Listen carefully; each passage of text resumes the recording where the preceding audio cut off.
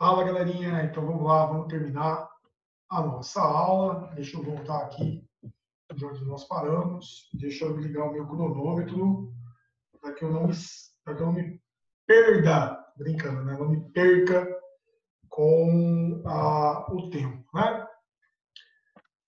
A gente tem feito aí as aulas mais ou menos de 40 minutos, para que vocês tenham tempo aí, naturalmente, para na hora que terminar a aula, tomar uma água, ir ao banheiro, para que não fique uma coisa aí muito longa e muito maçante.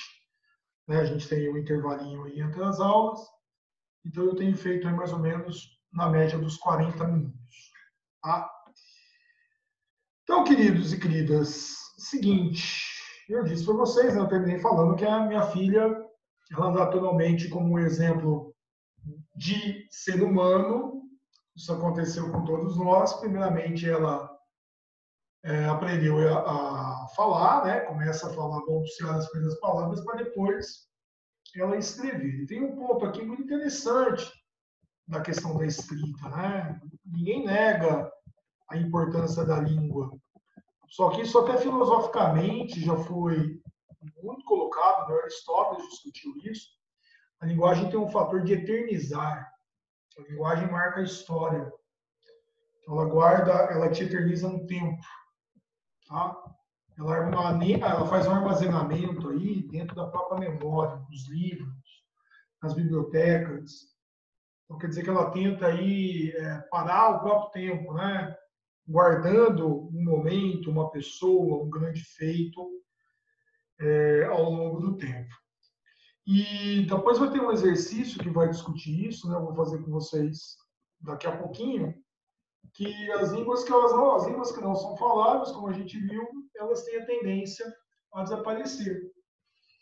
Eu tive a oportunidade de estudar bastante esse autor aqui que vai discutir isso, que é o Walter Benjamin. Você vai ver que a gente vai usar ele em dois momentos, que ele vai retratar um aspecto muito importante da linguagem, que é o ato de narrar, a questão das narrações, da figura do próprio narrador. Então, veja, quanto mais a gente vive dentro de uma sociedade que é escrita, que se baseia no ato de registrar, não estaria a narração decadente, né? E qual a importância de sempre narrar? Veja que tribos nativas, né, indígenas, africanas, de ilhas aí ao longo do mundo, sempre basearam a sua cultura no aspecto da língua. Né? Existe um ponto que às vezes não se entende, inclusive dentro de culturas de tribos africanas que vieram para o Brasil, inclusive nos seus aspectos religiosos, que é o fator da religiosidade, por exemplo, do candomblé, que veio da África para cá. Ele não tem um livro escrito como é o caso da Bíblia, como é o caso de um Alcorão. E a tradição ser baseada no quê? Numa oralidade. E muitas das vezes você discrimina, você vê negativamente por não entender a importância daquilo. Veja que os narradores dentro dessas culturas Yorubá, né, como por exemplo, que foram os grandes responsáveis pelo candomblé aqui no Brasil, tem um ponto que é muito importante. Pelo fato de não ter um livro sagrado, as pessoas que possuem o conhecimento sobre a religião, sobre a história, são os mais velhos. Isso obriga você a ter um contato com a comunidade muito próximo. Então, há um respeito significativo à pessoa do mais velho, o ancião, porque essa pessoa é a que possui o conhecimento que foi sendo passado oralmente ao longo do tempo. Então, o respeito à tradição, a pessoa da cabeça branca, digamos assim, ele é gigantesco porque ela é um porto seguro, ela é uma morada do conhecimento, da moral, dos valores, dos costumes. Então é preciso que se procure essa pessoa, porque ao procurar essa pessoa, ela é a fonte de ligação entre mim e o passado, da minha identidade individual com o coletivo. Ela é a fonte da memória que a gente vem falando. Então vejo que são culturas que se baseiam na oralidade e elas têm uma importância aí que às vezes a gente não consegue notar por estar focado somente na questão da escrita. Olha o que o Benjamin disse, refletindo no contexto das guerras. Ele vai acabar morrendo, inclusive, durante a Segunda Guerra Mundial. Ele era judeu, ele acaba cometendo suicídio e preferiu se suicidar ao ser preso pelos nazistas. Você deve lembrar o que aconteceu com milhões de judeus. São cada vez mais raras as pessoas que sabem narrar devidamente. É como se estivéssemos privados de uma faculdade que nos parecia segura e inalienável, a de intercambiar experiências. Veja como isso é problemático hoje, num contexto em que a gente se volta muito para o quê? Para as redes sociais. Para isso aqui, ó, o celular aqui, né? Para um Instagram, né? Para um Facebook, para um Twitter, em que a comunicação ela vai aos poucos se perdendo, né? Veja como que isso se torna um grande problema. Outro aqui do Benjamin. A experiência que passa de pessoa a pessoa é a fonte que recorrem todos os narradores. E entre as narrativas escritas, as melhores são as que menos se distinguem nas histórias orais, contadas pelos inúmeros narradores anônimos.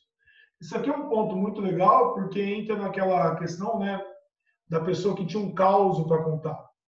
Veja como que a questão da narração era muito forte quando você vai buscar, por exemplo, um Brasil rural. As pessoas mais velhas, né, que adoravam se comunicar e contar alguma coisa. Veja como que o contar alguma coisa acaba trazendo uma experiência de vida, um intercâmbio de conhecimento que de fato é significativo. Tá? Por fim, essa aula acaba discutindo como que a memória ela está a serviço do poder. Tá? O que isso significa? O próprio Benjamin, que a gente está ilustrando aqui, ele diz que as relações entre as culturas do mundo elas permitiriam a dominação cultural. O que significa isso? Algumas culturas, ou uma cultura, né, dominando as demais. Isso aconteceria porque haveria um grupo, né, alguma cultura de um determinado povo que seria mais influente. Veja como que isso se torna de fato real quando a gente fala numa sociedade cada vez mais globalizada, cada vez mais interconectada. Nós falamos um pouco sobre isso em aulas passadas, comentando sobre a influência da cultura norte-americana, por exemplo, sobre a cultura brasileira. Então, de fato, eu acho que é perigoso quando você tem um domínio cultural que exerce um poder gigantesco sobre as consciências e sobre a memória dos demais. Tá? Eu acho que isso é perigoso. Mais uma vez, como eu disse em aula anterior, em nenhum momento a gente vai vetar, vai negar que se tenha contato com uma cultura estrangeira. Né? Longe disso.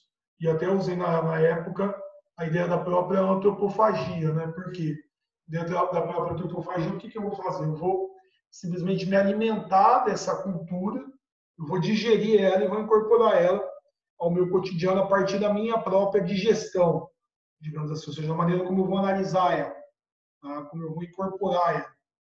Então é interessante que a gente visualize quando você vai a um museu, e veja que eu não precisaria ir pensar nessa relação entre países, mas eu poderia pensar em países multiculturais. Quando eu falo no próprio Brasil, quando você tem aí a presença de várias culturas, de vários povos, eu posso ter dentro de um museu, por exemplo, uma visão cultural dominante, uma memória dominante, como, por exemplo, dos portugueses. E essa memória supera, ela elimina outras memórias que foram fundamentais na construção do que é o Brasil, como, por exemplo, a de povos nativos, de povos africanos, de japoneses, de libaneses, enfim, de povos que auxiliaram na construção do país que nós conhecemos. Então, isso é um ponto importante. Então, quando a gente define o que deve ser memorizado, o que deve ser lembrado, em última instância, a ideia da memória também representa um jogo de poder, né? Quer dizer, de memórias que são dominantes e memórias que são periféricas. Eu escolhi lembrar, por exemplo, de Tiradentes, eu escolhi lembrar de algum outro personagem da história do Brasil. Veja como feriados representam muito isso, ao invés de lembrar de uma outra passagem, de um outro personagem, de um outro fato que foi marcante. sobre a independência do Brasil tem um ponto que até é muito legal, né? Porque a gente comemora muito o 7 de setembro, mas os baianos comemoram muito o 2 de julho. 2 de julho de 1823, que foi uma data de expulsão dos portugueses da vitória final lá na Bahia. Veja como que, então, o memorável na Bahia ele é diferente do memorável nacionalmente falando. Tá? Dentro dessa dinâmica, o que se procura nas últimas décadas, dentro dessa análise do memorável? Para tentar conter aí esses efeitos negativos, essa padronização cultural que a gente vem falando, né? Seja por parte da interferência de um outro país, ou então dentro de uma própria cultura, né? Você ter culturas que são marginalizadas, nós temos aí a busca por preservar patrimônios. E isso é uma tendência mundial, né, pela Unesco, o órgão da ONU, e a nível brasileiro pelo IPAM. Vira e mexe, você vê lá no Enem questões comentando sobre a atuação do IPAM, né, do Instituto do Patrimônio Histórico e Artístico Nacional. Veja que quando eu declaro um determinado local um patrimônio da humanidade, aí você vê lá o patrimônio da cultura material, da cultura imaterial, você pega lá o frevo, a capoeira, tá? A ideia é que isso imortalize uma cultura, né? Imortalize um símbolo. E quando você imortaliza, naturalmente você vai preservar muito mais. A própria Constituição brasileira defende essa questão do patrimônio histórico. Veja, quando a gente pensa no ponto de vista arquitetônico, se fala em tombamento, né? Vamos tombar esse patrimônio. Vou dar um exemplo aqui de Rio Preto, que está ao nosso lado. O mercado municipal, nosso famoso Mercadão, que está indo aí para 70 anos de história, ele está fazendo uma reforma. Só que dentro da reforma, como o Mercadão é um patrimônio histórico de Rio Preto, eu não posso alterar a fachada do Mercadão, então eu tenho que manter ela mesma, para que a gente relembre da sua própria história, para que a gente garanta a sua história. Então, quando eu vou fazer um tipo de reforma, e isso na Europa tem muito destaque, quando eu vou reformar a catedral, por exemplo, um museu, eu tenho que tomar todo o cuidado para manter a sua originalidade, para manter a sua identidade histórica. Então, quando a gente preserva um patrimônio, a gente tem que imortalizar ele. E, mais uma vez, a gente está decidindo que ele é memorável, que ele não pode ser esquecido por algum grande destaque que ele teve. Por exemplo, o Rio Preto, dentro do nosso Mercadão. Muita história já aconteceu, como muita história ainda está por acontecer, e por isso precisamos preservar. Tá? Nesse sentido, nós temos dois exercícios bem interessantes. Eu vou recorrer aqui à minha apostila, que você tem aí em mãos. Está aí o exercício de número 1, na página 26. E ele vai dizer o seguinte. De acordo com o dicionário Wise, o frevo, tá? Aí você está vendo uma manifestação, né, do frevo, eu acabei de citar isso para vocês. Bastante praticada em Alagoas e, sobretudo, em Pernambuco, é uma dança em compasso binário e andamento rápido, surgida no final do século XIX, no qual os dançarinos, portando guarda-chuvas fantasiosos, executam coreografia individual marcada por ágil movimento de pernas que se dobram e se estiram freneticamente. Sabendo disso, vamos ler aí a reportagem do Correio Brasiliense. Aqui a reportagem. Por volta de 13 horas, a coordenadora de cultura da Organização das Nações Unidas para a Educação e Ciência e Cultura, né, no caso é a Unesco, que eu citei, Patrícia Reis, recebeu a notícia de que o frevo passava a ser, a partir daquele momento, patrimônio imaterial da humanidade. Veja, ele é imaterial, porque eu não tenho um local, eu não tenho aqui um objeto em si, tá? Como é, por exemplo, uma catedral, uma igreja, né, uma escola, algum espaço físico, material, tá? Que defina essa cultura. Então, por isso que ele é imaterial, como é a capoeira. Tá? Tá, a informação veio da presidente do IPAM, Jurema Machado. Soube que foi uma grande festa por lá. A notícia foi muito bem recebida, contou Patrícia.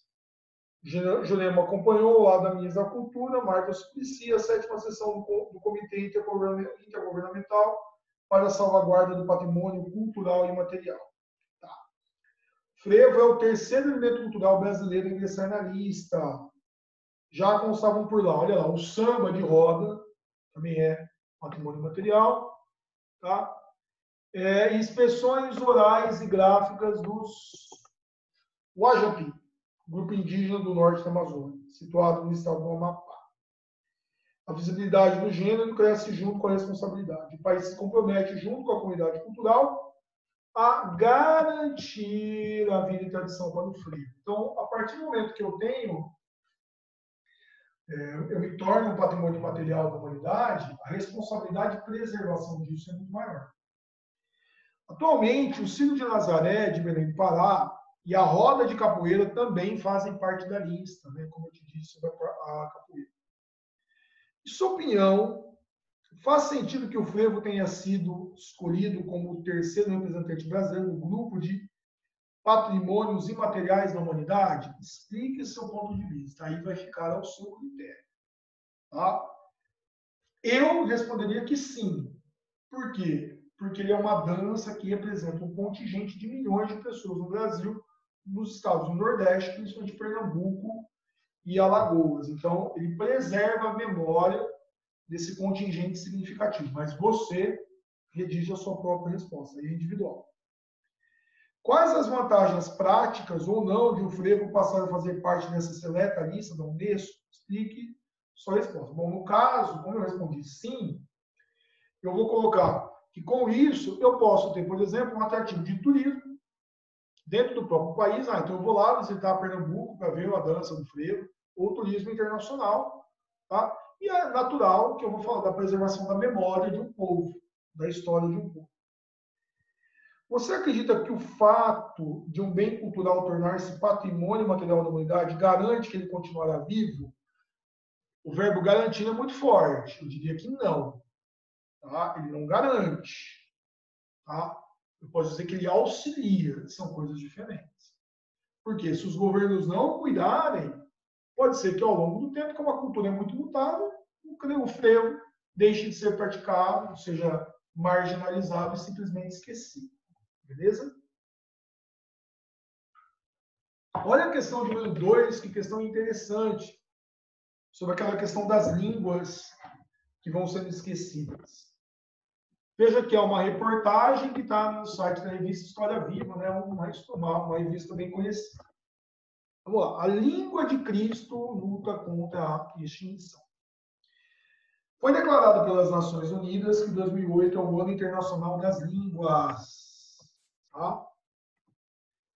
Há tempos, a diversidade linguística é um assunto que preocupa especialistas, já que ao longo das próximas gerações, estima-se que olha isso, mais da metade das 7.000 línguas faladas no mundo corre o risco de desaparecer. Isso significa que uma língua some a cada 15 dias. Olha que loucura. No mapa das línguas em risco está o aramaico, eu te disse no começo da aula. Aquela que foi supostamente a língua materna de Jesus, hoje falada só na região de Malula, perto de Damasco, na Síria.